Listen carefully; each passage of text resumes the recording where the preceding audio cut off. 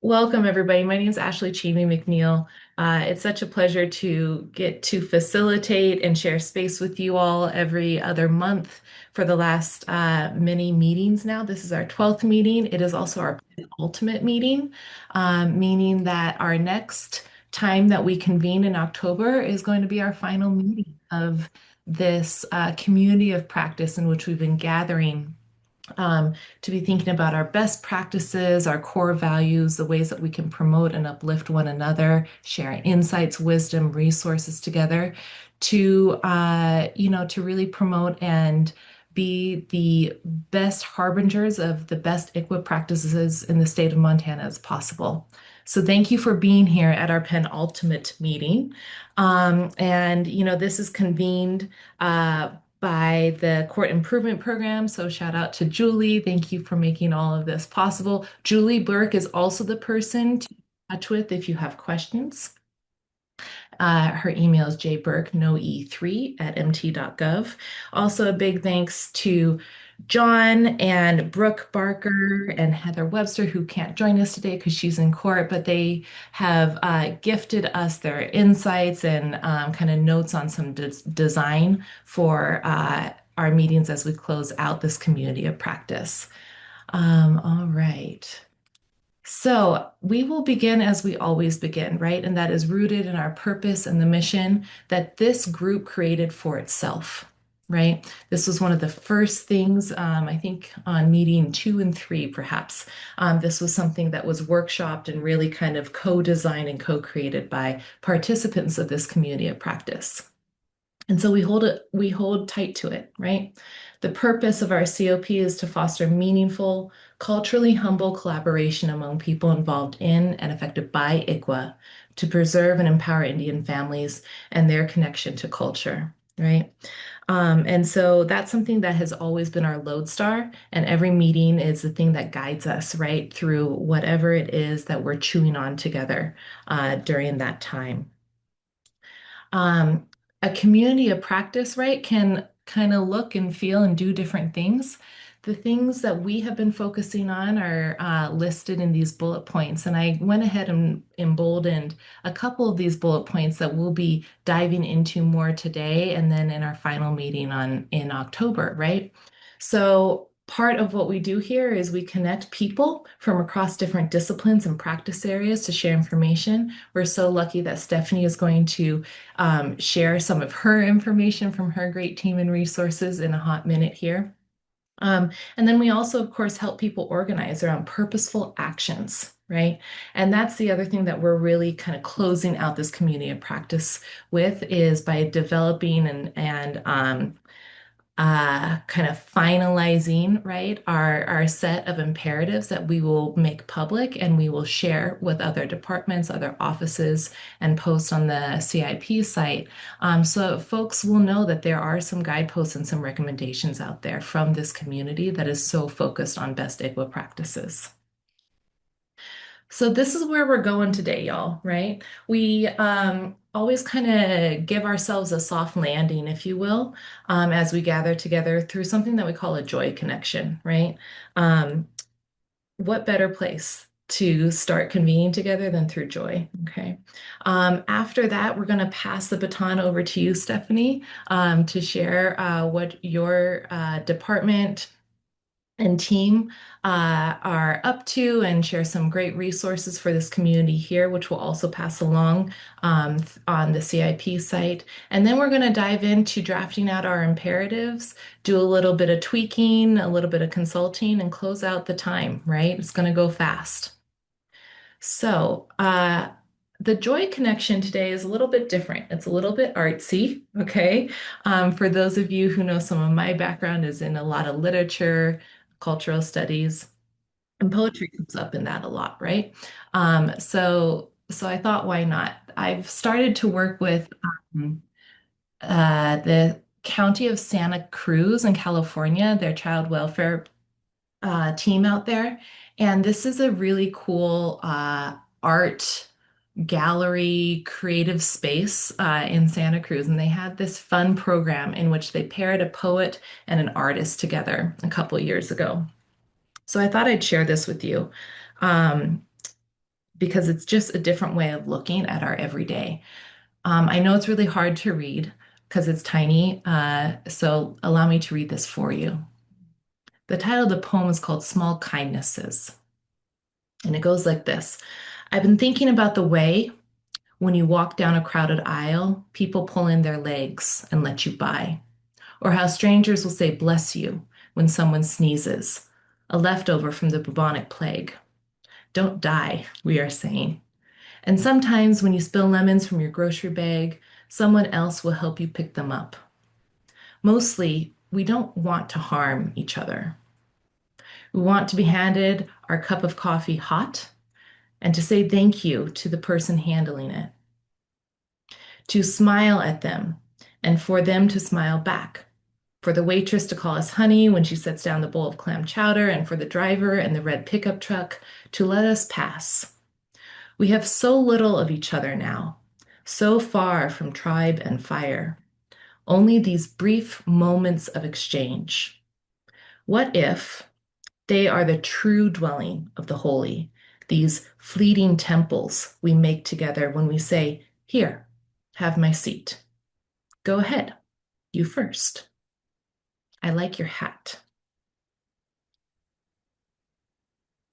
If you feel so called and you want to come off mute or in chat, and if there's a little piece of that poem, a phrase, a word, a feeling that you just want to share out and uplift, you're very welcome to do so. But it's also cool just to let it sit, right, and ruminate on it for a second.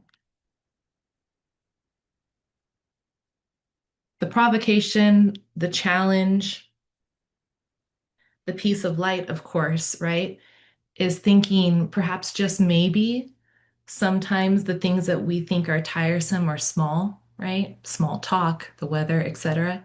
What if it was actually the true dwelling of the holy, right? These fleeting moments of connection. Would you approach it differently? Would you receive it differently? Maybe, right? Maybe not. But it's worth a think sometimes. Okay. So thanks for being in that and allowing me to share that with you. Can I say one thing about that, Ashley? Absolutely, Brooke. Thank you. Yeah, for sure. I love that poem. I am going to print that. That's really cool. What it made me think of, well, first that I was glad when I showed up to court yesterday that there was water on the table because I didn't have time to fill up my water bottle before I left. Anyway, that was an aside. Uh, I this really brings me back to the compassion article, actually. And when Vivek was talking about, and Sherry as well, talking about, compassion doesn't mean a total change in practice. It might just, mean a simple exchange with a parent or a child. And so I think that was very fitting. Kind of brings us full circle, I feel like. I have a comment too. This is Raylan from Child and Family Services. So the imagery of this, obviously we have this picture in front of us, but the imagery of, being in small town Montana and eastern Montana, and it reminded me, particularly since we're talking about ICWA, I am always so touched when I go to the Crow Reservation, when I go to the Custer Battlefield Trading Post that's right there um, by the battlefield, and whenever I go in the restaurant, and it's just, I don't know, it's just this feeling of like just warmth and kindness and love, and the food is so good, and you can sit there and you can listen to the elders speaking in their, speaking the nation's tongue, and people are talking about in English, and it it just really touches my heart to be there as someone who is not indigenous. Like, it just really feels like this is the whole point. Like, we can coexist, we can be kind, we can be respectful of each other's traditions and food and who we are as people. And it's just reminded me of those moments that I've had there.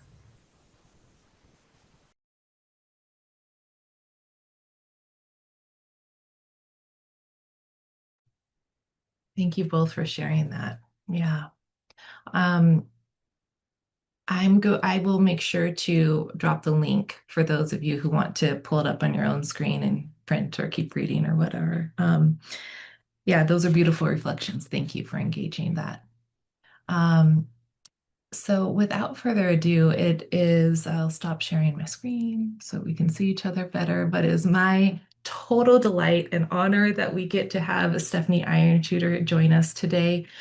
Stephanie is the Director of American Indian Health at the Department of Health and Human Services. And so Stephanie, thank you for being here. I want to make sure that you can share screen and do all the things on Zoom that you need to do.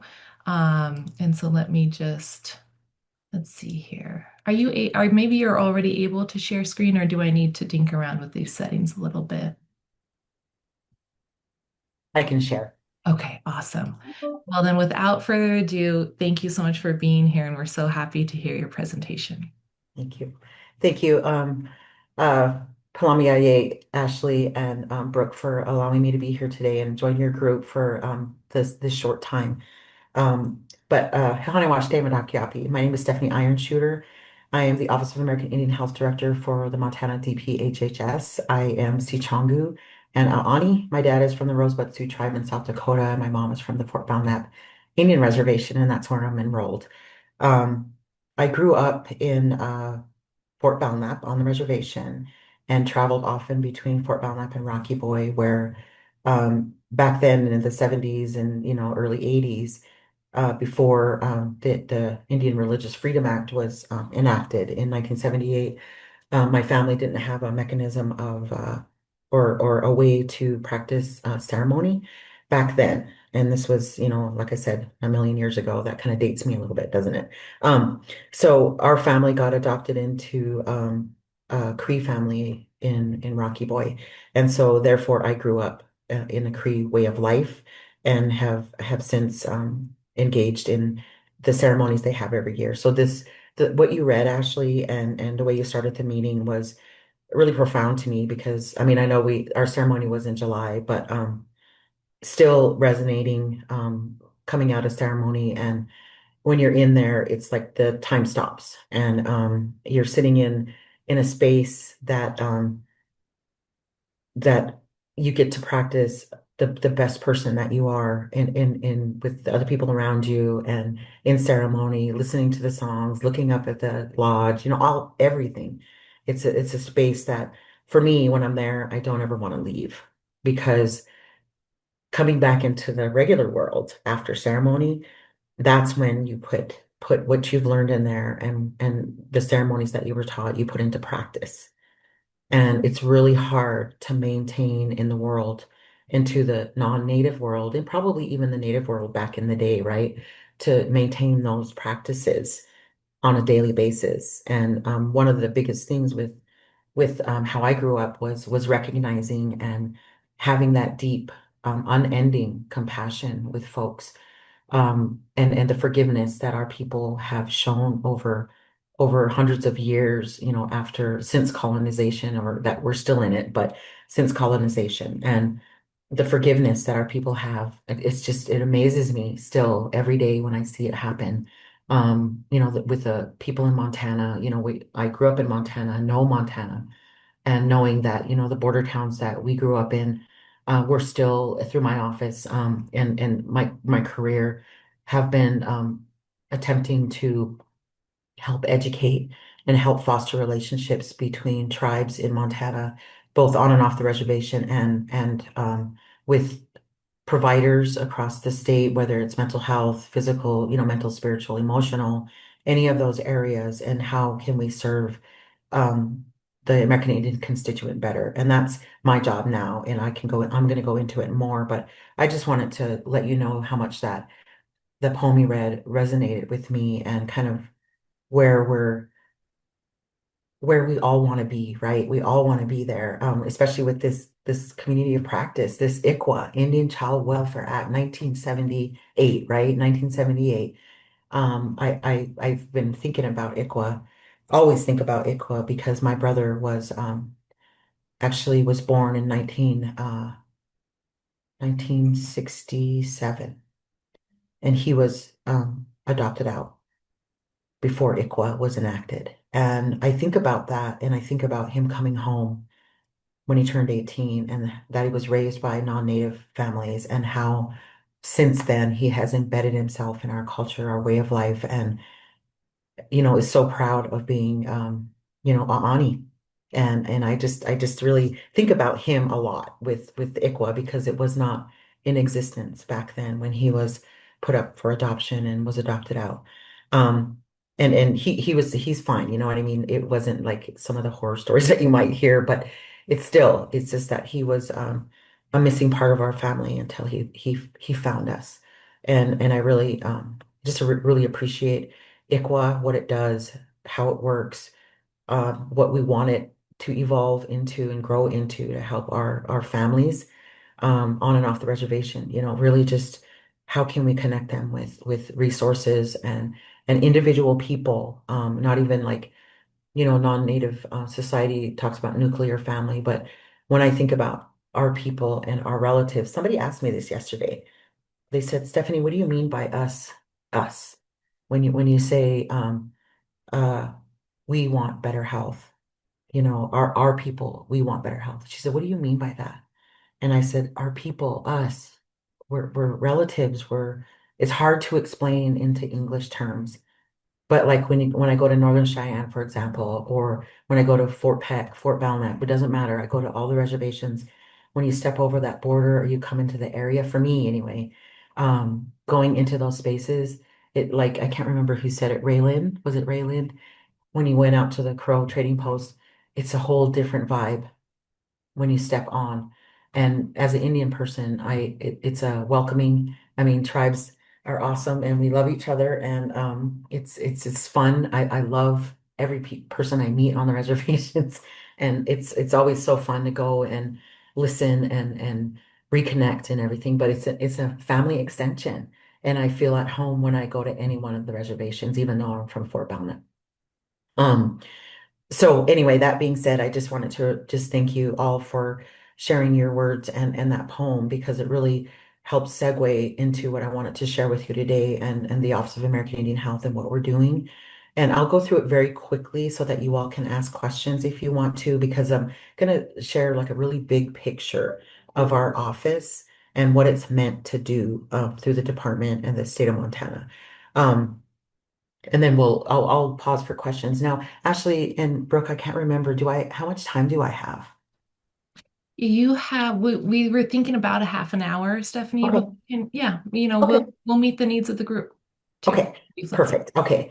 That sounds good. All right. So I just wanted to let you know too that my PowerPoints, my presentations evolve, they wax and wane, it kind of depending on the audience and what I can share, what I feel comfortable sharing. In this group, I felt comfortable sharing like personal, like my personal story around ICWA, but also the need for American Indian foster family. I mean, just the whole thing. I'm so embedded into it that I just really appreciate all of your work and your input and everything that you all do in this community of practice. And I just am glad that I got to be invited to it. So anyway, but I just want to let you know that my presentation today is really high level.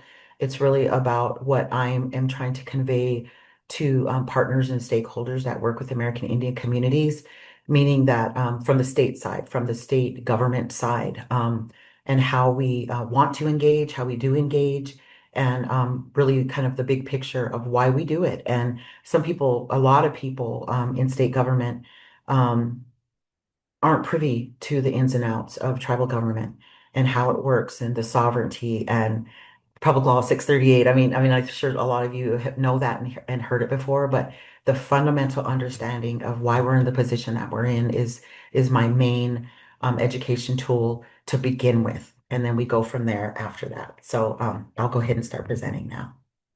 my presentation today is on the Office of American Indian Health for DPHHS for your community of practice.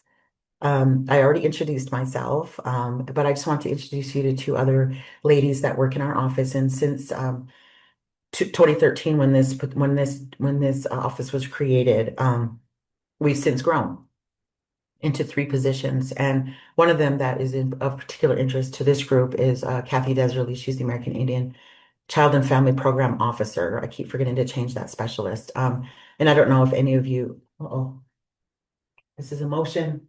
Motion. Hold on. This is a motion. Okay, good. Sorry, I'm sitting in this room and this motion light. Okay, sorry.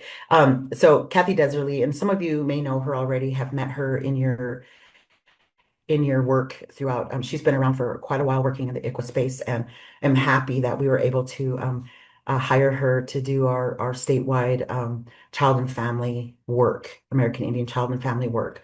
Her position is really not just confined to ICWA and ICWA training, but that is a big part of it, definitely.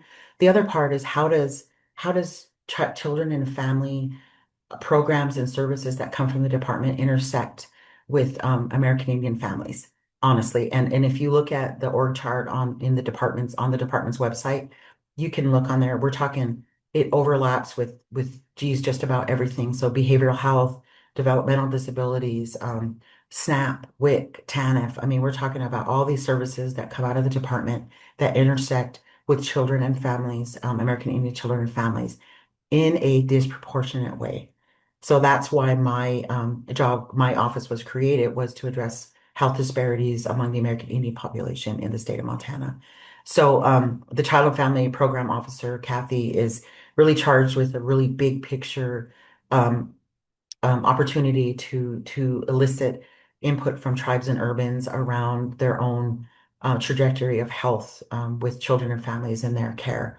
And of course, not in our care. So we have child and family services that do remove children off the reservation that we also collaborate with. And Brooke, I mean, working with Brooke in the ICWA court there in Billings is key. I mean, that's one of the biggest things. And then, of course, the one here in Missoula. So there's a lot to it. Kathy is fairly new. She started, I believe, in January or February. So she's got, she's setting up her feet and kind of getting her feet on feet and moving a little bit more. And she will be a really key resource to this group and to all of you as individuals working in this space. So please always feel free to reach out to her or myself or even Heidi regarding anything that has to do with children and families within the department. Heidi DeRouche, Kathy is actually from the Fort Peck Indian Reservation. She's married into the tribe there, and her main office is out of Wolf Point. However, we do travel, of course, to all the reservations and urban Indian organizations throughout the year. We just go back and forth to go over where we're needed. We all travel extensively. Heidi DeRouche is a Blackfeet tribal member. She is also in a different meeting today. She is our American Indian Health Program Officer, and her job is really to assess like what is in the department around programming that intersects with the American Indian population. What's there? How can we make the service elevate the service in a way that the constituent knows it's there and knows how to use it? And that's something that I think like especially like with foster families or even kinship family members, they might not know about something that is available to them and it's not like elevated enough or promoted enough from the department side, but we're really trying to dig in and find out what is available to people, our constituent in the state of Montana, so that we can effectively utilize our programming.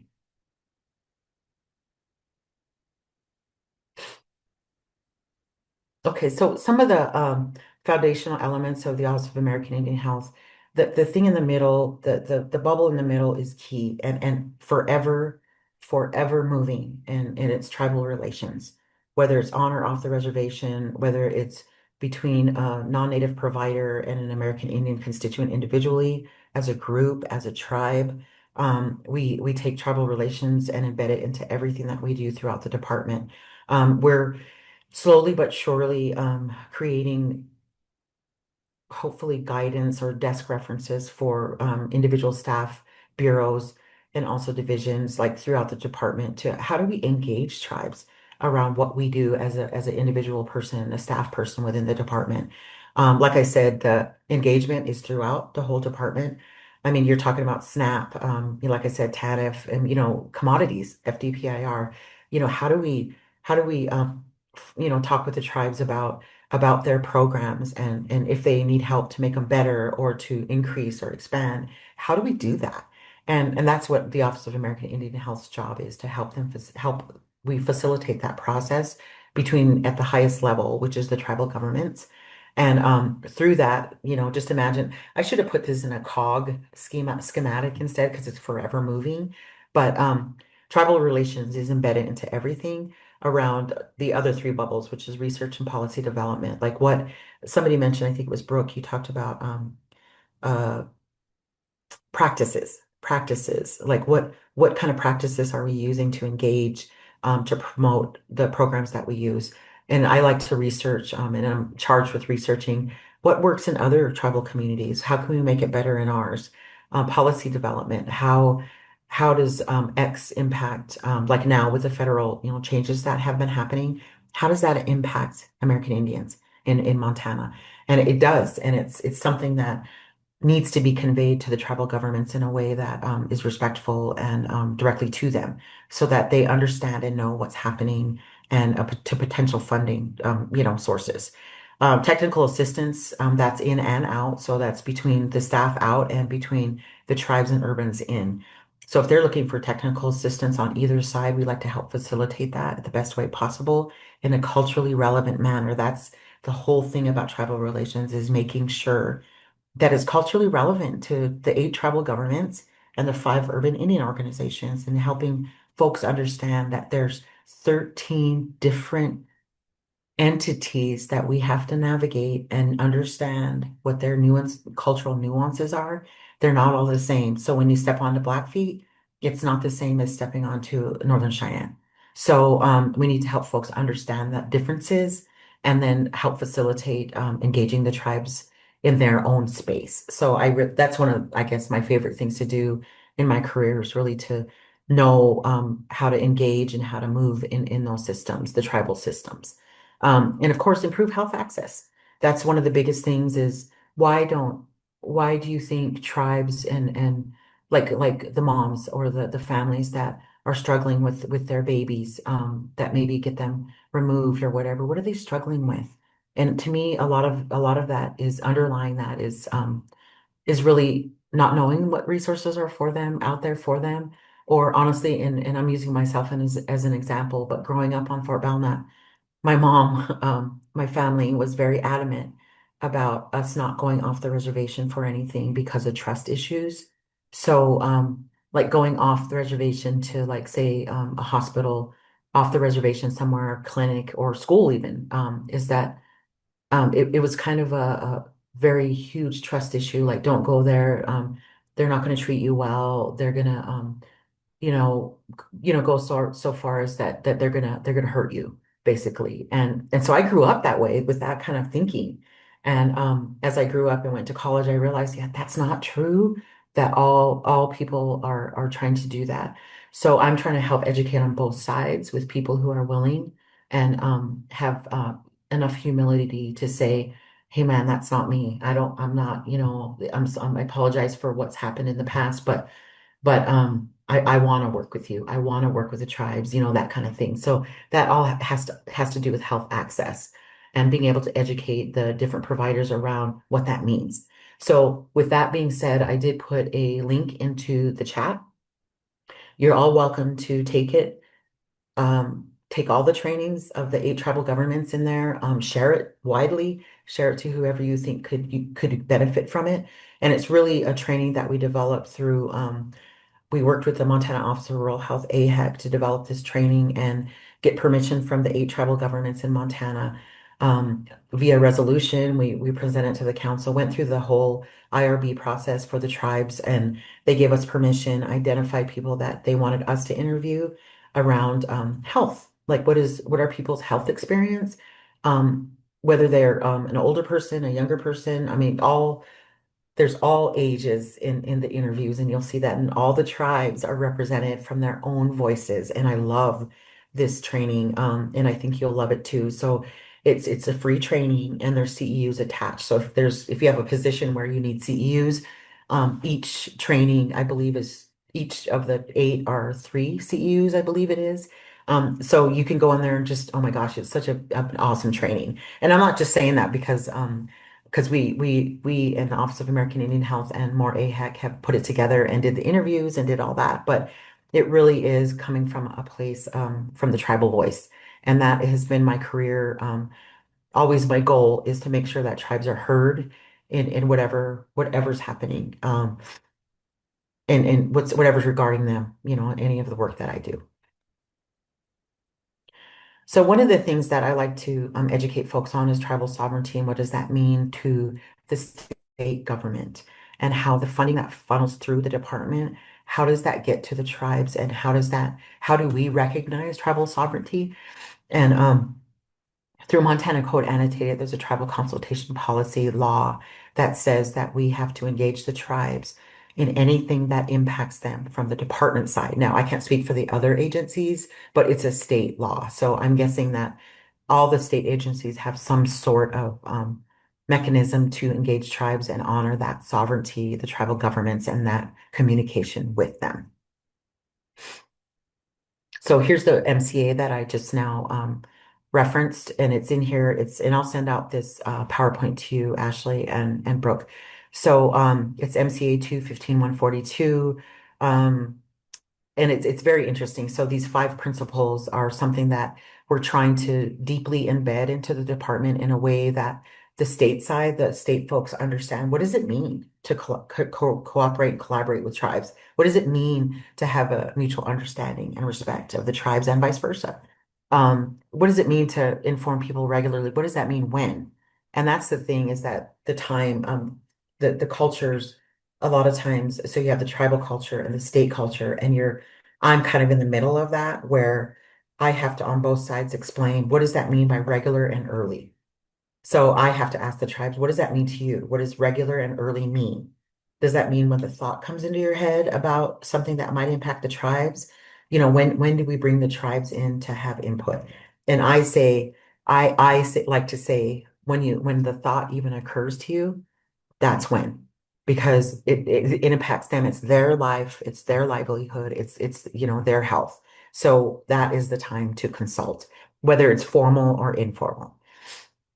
So of course, accountability in addressing issues of mutual concern. So it's like during the legislature, like during the legislature with Medicaid expansion. I don't know if any of you followed that, but that's just a big thing that happened this past session, and it was approved by our state government, but all the tribes were informed. It was mutual concern, meaning that Medicaid expansion not only impacted tribes, but the whole state of Montana.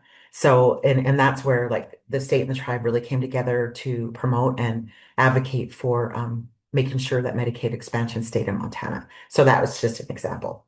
And of course, preservation of state-tribal relationship. So when I know our tribes, our reservations don't have borders per se, as in like ones that you could really see, or border patrol. But just imagine each of the reservations are their own um, government and their own land. So it's like a country within a country. That's the way I like to describe it. So when any one of us, myself included, go and step into that world, right as soon as you step over that boundary, you're in their law world. You're in the realm of that particular tribe. So helping folks understand that we can't just willy-nilly go in as a state agency and like have a camera and a news crew or whatever, or go in and just start, beating the bushes and say, hey, I'm here from the state and I want to help do this, that, or the other. There is a process that we need to go through, meaning that we have to engage the tribal governments to say, and for them to give us permission to do what we need to do or what we're requesting to do on the reservations with their constituent. And they can say no. They really can say no, and we would have no, way of saying, oh no, but we want to help. So no, that's something that I really like to hone in on when I'm giving education is that we need to make sure that the tribal governments that proper are aware what we're doing and why we're there. I don't need to go over this again. So I just wanted to showcase here the tribal government system. And now this is very high level, meaning that each tribe is different on how, other than the council, tribal councils, they all have tribal councils in different ways. And the number is different, and like the number of members is different. Some of them do have executive committees and boards, but not all of them do. And then it trickles down even further to specific tribal programs and services, which normally goes through tribal health or their board of health, depending on how their system's set up. And then you get down to the actual services themselves down below. But then again, you also have to consider within that system of tribal health system, you also have the Indian health system, Indian health services system, and the urban Indian organization system.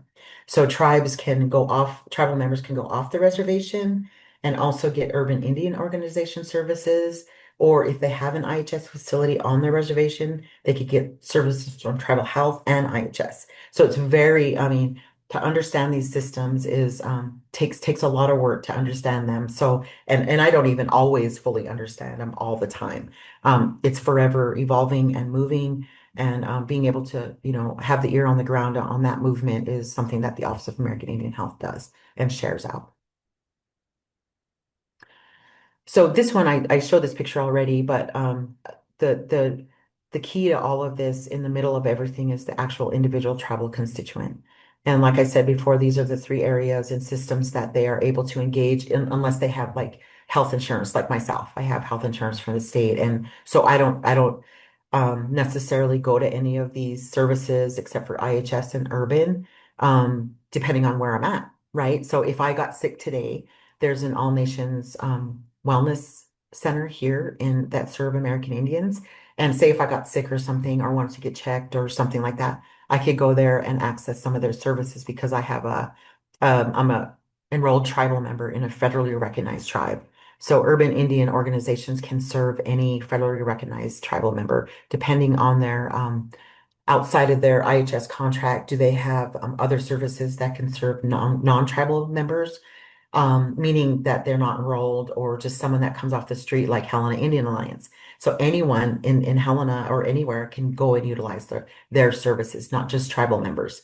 So I also just wanted to high level introduce you to a couple of the tribes that fully acquired Title V contracts through Law 93-638, where they have contracted all of their own healthcare services from Indian Health Services. That is a whole other training, but two of the tribes in Montana have done that. One of them is the Chippewa Cree tribe in the Rocky Boy Health Center, and the other is the Confederated Salish and Kootenai tribes. And they, like, I think Rocky Boy said something about 50 years. They had a celebration recently. So that means the tribe, runs their own healthcare system, not through an Indian Health Service facility. So some of the areas that I just kind of wanted to briefly talk about with the Office of American Indian Health is that these are some of the things that we work on a regular basis. But some of the challenges that we face sometimes from the inside out and the outside in is really uninformed leadership on both sides. Like, how do we educate tribal leaders on what the department does? And then how do we help the department folks understand tribal government and the systems that they work under? Sometimes the lack of understanding to effectively engage tribes is something from an inside out perspective and also from a way like some of our stakeholders. Like we contract with a lot of outside that aren't employees of the department. So this includes our stakeholders that want to work with the tribes. We want to make sure that they're educated and that the tribes get to know them before any work is done. Sometimes within the department, because we a lot of times are challenged and it's hard to, there's 3,000 employees across the state. So getting a uniform process in place has been difficult because of duplicative or conflicting communications around how tribes need to be engaged. So since my tenure, which is going on 4 years now, I'm really trying to build that process so that we aren't being duplicative in our efforts.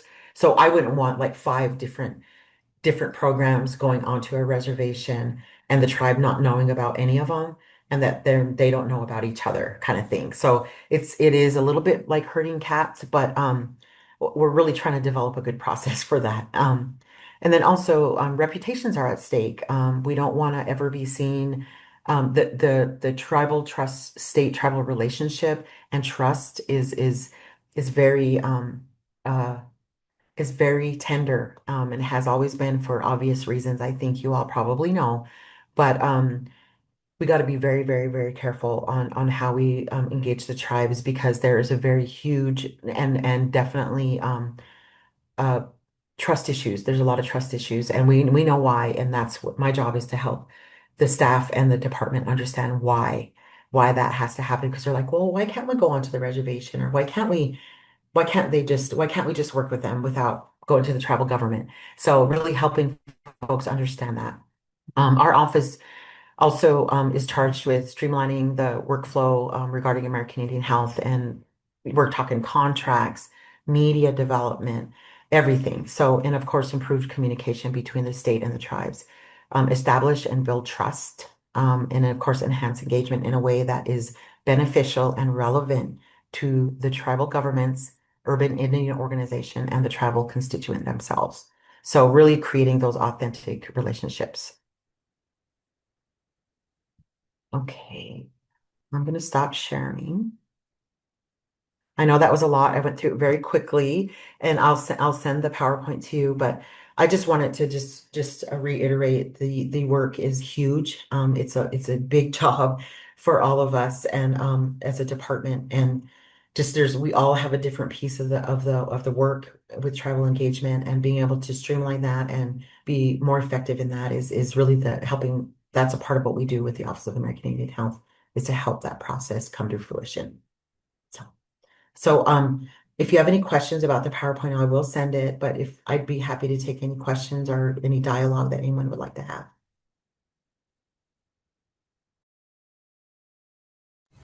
I just wanted to say I'm looking at the website right now and it is fabulous. Like this who the team that's worked on this is kudos. Like so amazing. It's beautiful. Thank you for that. You're welcome. It's beautiful. Oh, you all have to just watch it. I mean, it doesn't cost anything if you ever just want to. Yeah, it's just beautiful. I'm very proud of it.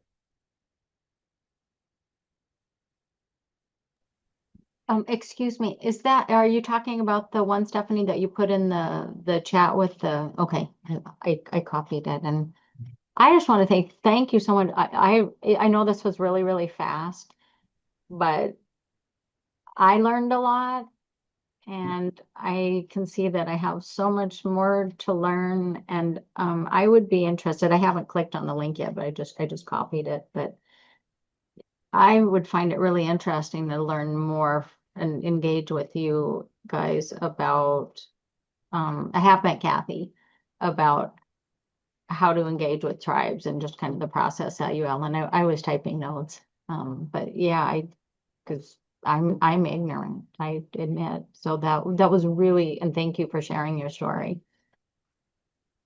Thank you, Julie. Could I make another comment, Stephanie? This is Raylan from Miles City. So I really love, and I've been asking as a CPS worker, I've been asking for this type of training for so long. I love that you did specific tribe caring for Indigenous Montanans. So I've just sent links to my team members for the 4 tribes that we work with the most. So Northern Cheyenne, Fort Peck, Fort Belknap, and Crow. Like amazing. So it's definitely worth going, even just for the education piece. The education center is it's just making me excited. That makes me so happy. Thank you guys for that. And honestly, share it, send it, link it.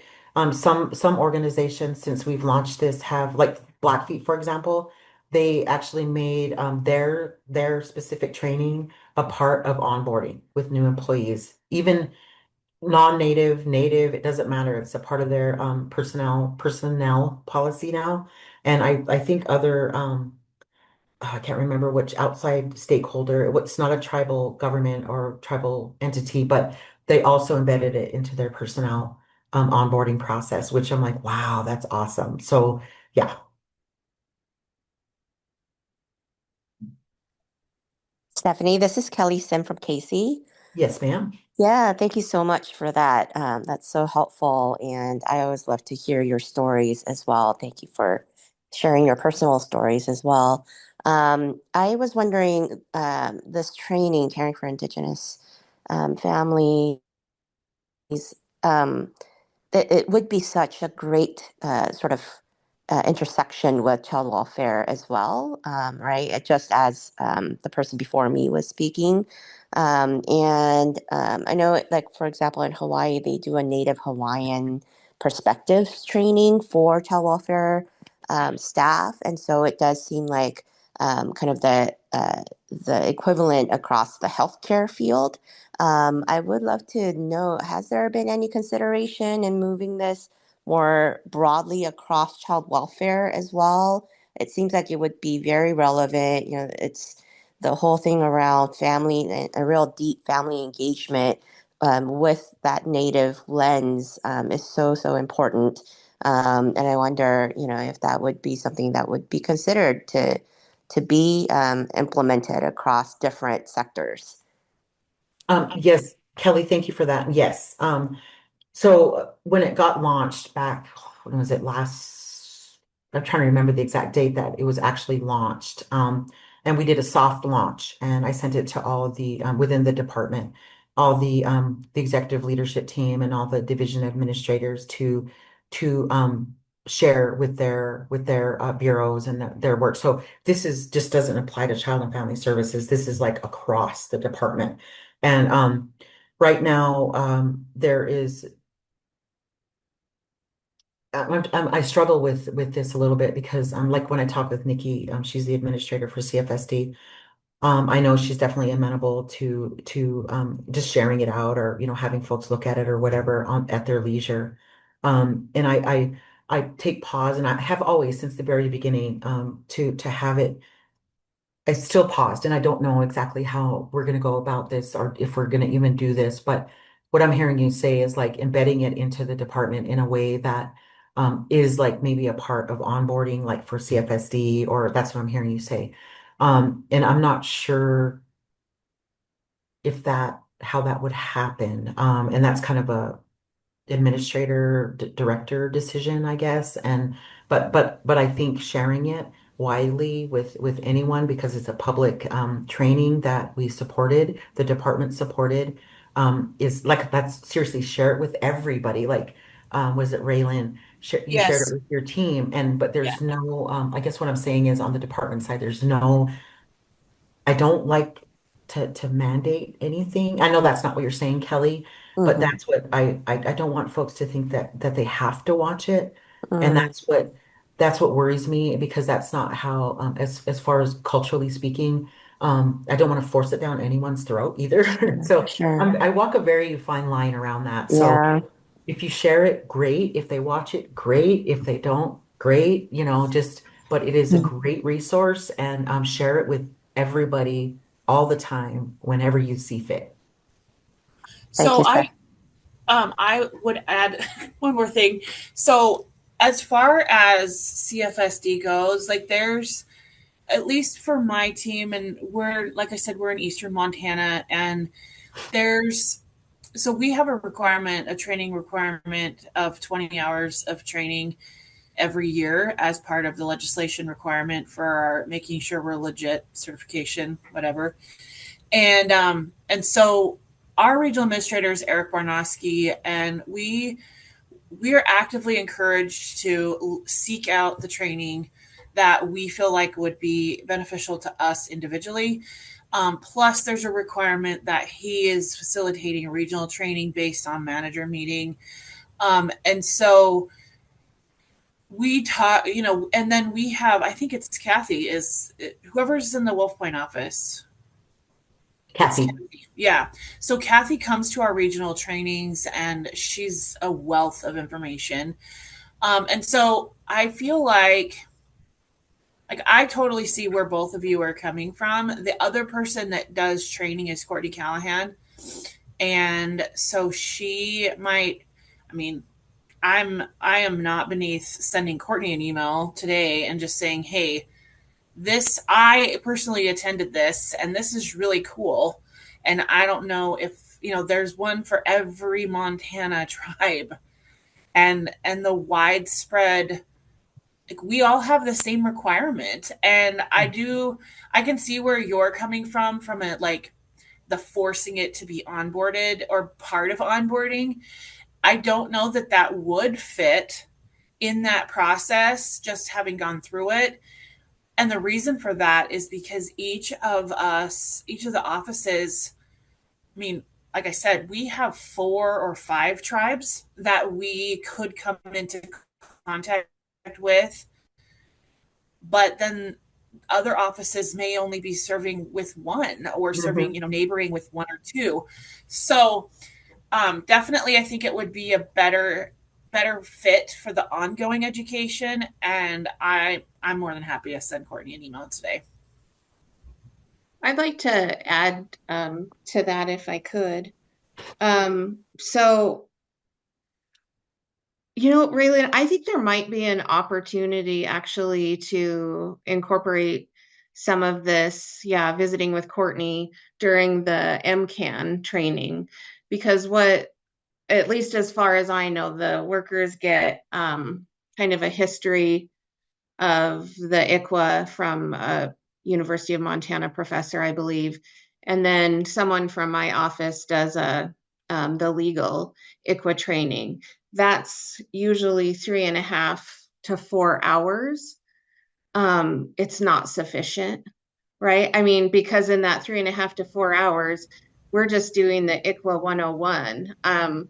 Recently, I added a slide about tribal consultation, kind of talking about what that looks like for workers, sort of on an individual case basis. But I think that's an area for some pretty great discussion Yeah, with I the agree. administration and the RAs and Courtney. And I do provide a ICWA resource list, and I'm going to include your link, Stephanie, to that. I think there's some opportunity for maybe workers to do some pre-work before they come into the ICWA portion at, in MCAN. The Center for, oh, Julie, what is it called? I can never remember. Center for Child Development, our ICWA training that we did. Workforce development through UM. Anyway, we did, and that includes And the voice of tribal folks as well. And so, I mean, we are providing some resources, but yeah, how do we make it? Um, I don't well, know. and I would I think just it like should to be add, these mandatory. are So, well, and I just like, these are 3-hour trainings for each tribe. Like, I remember being the new kid in CPS almost 8 years ago, and I'm like, how are they expecting me, just your average white girl, to understand the culture when I have a family with children from the Fort Bragg Reservation, and I was there. I remember having this grandma tell me specific traditions when a baby is born, and I was like, oh, okay. Well, yes, we need to honor that. And so it has really just been a crash course in, well, I don't know what I need to know. So you teach me. And Mm. I will be the one to say, I am the white girl of the room, so teach me. But if there, I love the pre-work idea too. So I don't know, Brooke, do you want me to include you on when I email Courtney, or do you want to take that initiative? I just think she needs to know. yeah, that would be great. I'd love to be involved in those discussions, and Okay. maybe including Kathy Deserly as well, I would Oh say. yeah, Yeah, good call. Okay. this is great. This is great. And Yeah, we have a yeah. couple more minutes left. Sorry, Brooke, I took over your whole meeting.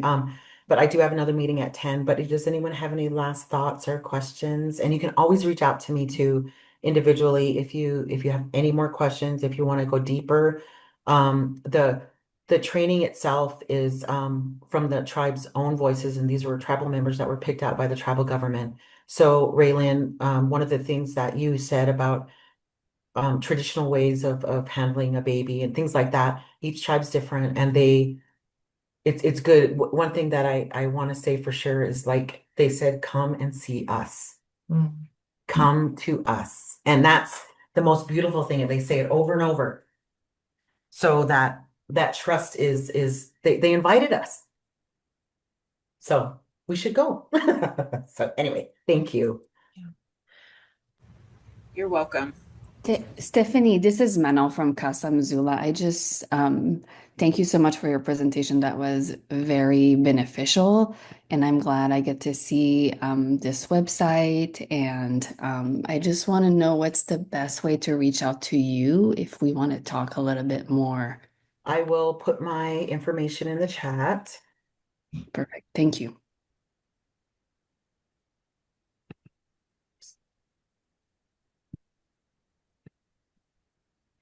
Yes, just echoing our appreciation and round of applause and all the sparkly hearts in the world to you, Stephanie. Thank you so much for being here and hanging out. I know we're butting up against the hour for your next meeting, so we'll let you go. But thank you so much. It was such a delight to have you here. Thank you all for the opportunity. Please reach out. Don't Yes. reach out. No Okay. questions too big or small. Thank you. Awesome. Thanks so much, Stephanie. So for the rest of us, we have another 30 minutes on the books until we will end our meeting together. And so that was such a wonderful resource share, story sharing, right, from Stephanie. I feel like story sharing has been something that we always hold as sacred and that we make space and time and a place in our hearts for in this group. And so I just love that she leaned right into that with us. So here's a scoop, folks. We're going to switch gears a little bit, okay? Because we have been working through this sequence, and it will be easier to explain and get us all on the same page if I share my screen again. We've been working for several months now, for several meetings through this sequence since the beginning of 2025, where we've been doing a lot of learning, a lot of resource sharing, gathering, right? And then in 2025, as we've kind of wound down and go into our last meeting in October, has been about how do we also kind of have this action plan that we can present, right? So both the learning and the being together, and also a kind of more forward-looking thing that maybe exists beyond our synchronous meetings together into the future. So that's what we've been doing, right? So for those of you who have been around for some of these meetings, we started thinking about what are some of the top issues that we see from our own perspectives and our own communities, the hats that we wear as being top ICWA issues. And we started to kind of hone and explore those issues, and then we upvoted them to just a couple of what we considered our top priorities, right? So the way that we did that was by thinking first, let me get my clicker in the right place. Here we go. About what are kind of a big list, right? This was a big crowdsourced list of ICWA issues that this community came up with. And I'm going to run fast through this, okay? So I'm sorry. I know it's not, I know it's too fast, but just hang in there with me on a roller coaster, okay? And we did a deeper exploration, right? Where we started thinking about, okay, how do we think about those issues in terms of a dynamic power lens? And we thought about power over, power to, power with, power within, right? And ultimately, that deeper investigation then allowed us to come to a place where we could upvote to the top two priorities of ICWA issues that we wanted this group to focus on and that we thought deserved this community's attention as we go into the fall, right? So those two issues were strengthening cultural connections for children. That was something that Stephanie just talked about. And actually the second one too, improving tribal community outreach and education was also something core to, I think, Stephanie's presentation. So a lot of synergies happening today, right? We did some story sharing, like I just mentioned around that, right? We kind of layered these lenses together through our two big topics and thought about how it shows up for us in our own practices, especially with those power lenses, right? So, what we're going to do for the next few minutes together today is to be thinking about starting to kickstart and like do a downdraft of what we're calling our list of imperatives, right? So if we know that these are our two top ICWA issues that we want this community and our extended networks to really focus on in our own domains, even beyond our community of practice, right? Strengthening cultural connections for children and tribal community outreach and education. My challenge and my ask of you, right, is to think about what must we do in order to uphold, these goals, right, of strengthening connections and doing more tribal outreach and education, and then also what must we not do, right? So to that end, here's where we're going. Alone, like in your own space, in your own mind, right? You can pull out a piece of paper, pull up um, maybe a blank doc or something on your computer, it's fine. But I'm going to ask you to choose one of those core topics. You don't have to do both, okay? So whichever one you're most drawn to, right? And again, those two topics are strengthening cultural connections for children. And then the second topic is improving tribal community outreach and education. Choose one of those top two priorities. And then on a piece of paper, virtual or real, to yourself, I'm going to give you a few minutes to just jot down some ideas. The first is two provocations on what must we do, right, in order to engage the priority topic that you chose for yourself. So, what is one common sense or super simple way to either strengthen cultural connections or tribal outreach and education? Okay. What is one super simple or common sense way to strengthen your topic? And likewise, what is one super ambitious idea to spread a way to strengthen cultural connections or improve tribal outreach and education? Okay. Those are your must-dos. Super simple, super ambitious. Flip side of the coin, must not do's. What is one seemingly small thing that maybe you encounter frequently, daily, weekly, that you notice consistently weakens cultural connections for children or weakens tribal community outreach and education?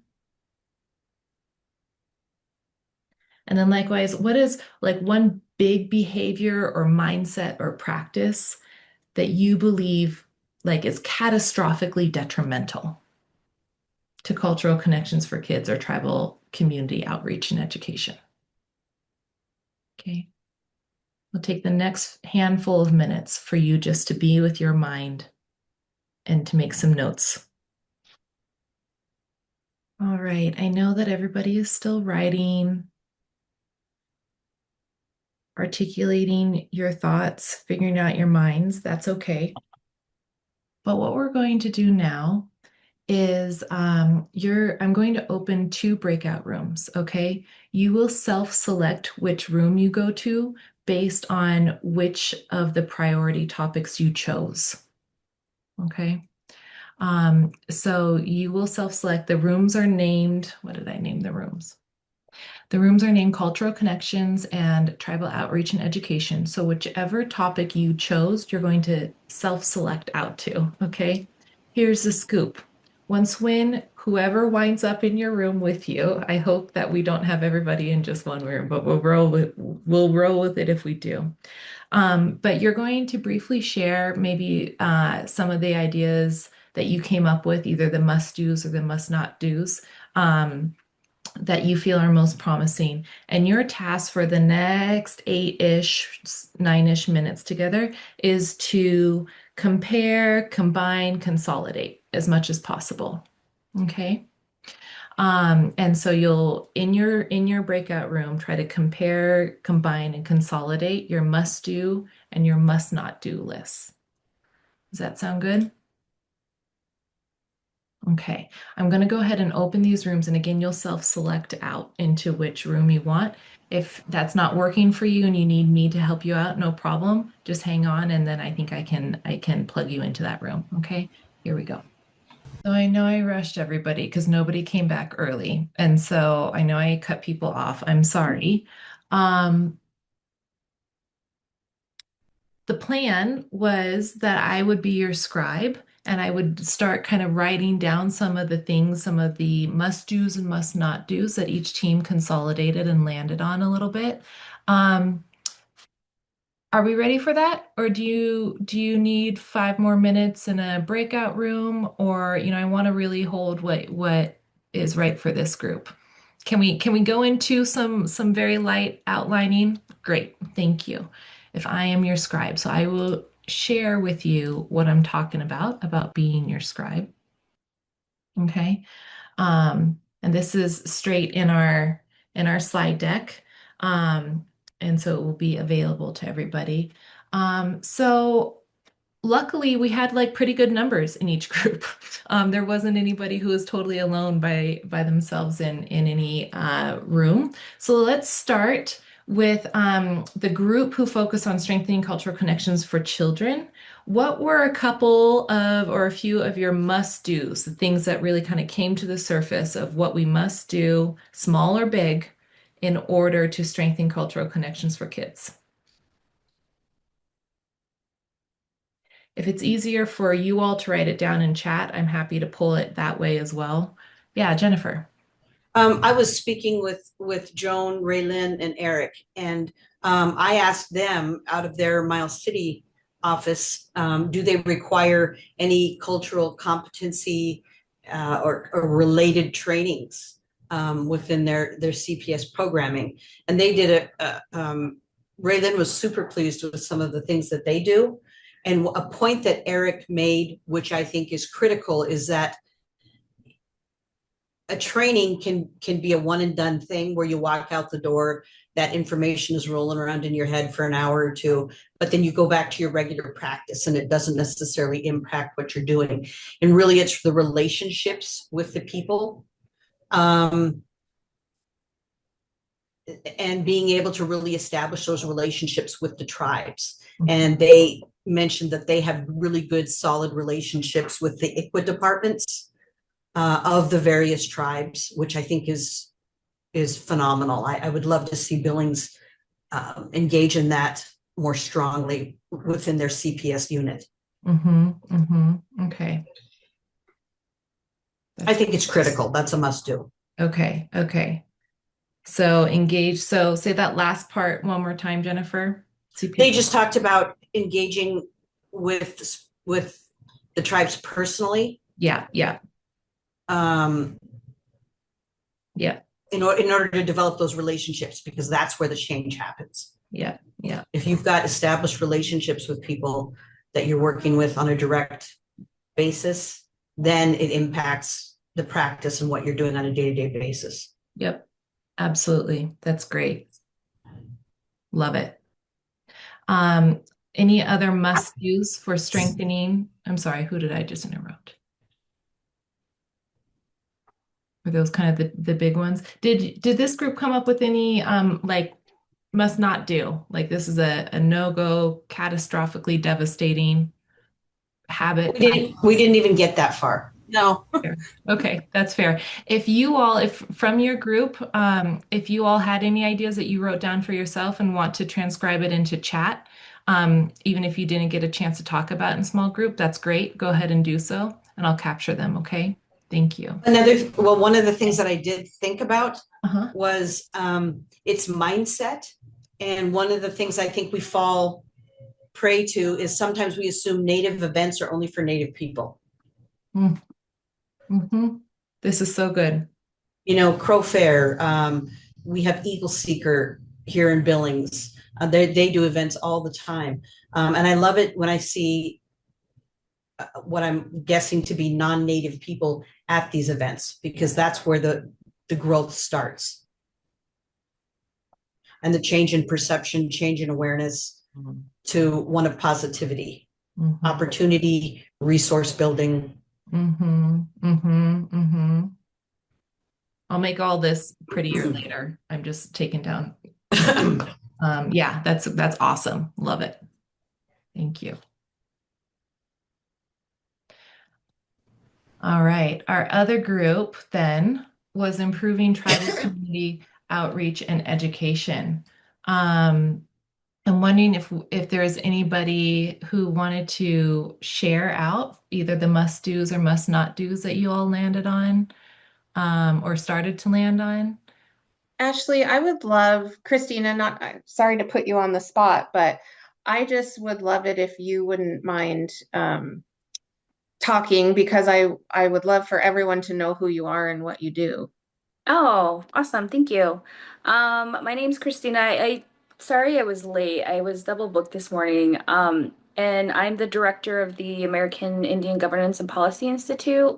We've actually just finished up a research report or study on effective implementation of ICWA across Montana.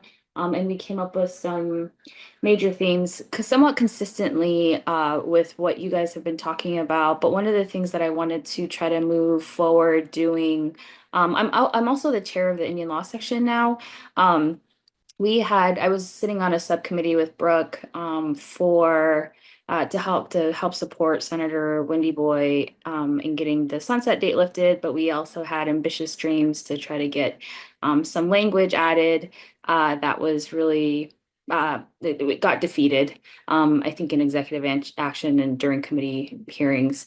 So in light of all of those things, moving forward, some of the work that we'll be doing is we're presenting to the state bar, so at the annual meeting for the State Bar Association about some of the research that the themes that we had found, as well as just educating generally about ICWA and what that looks like.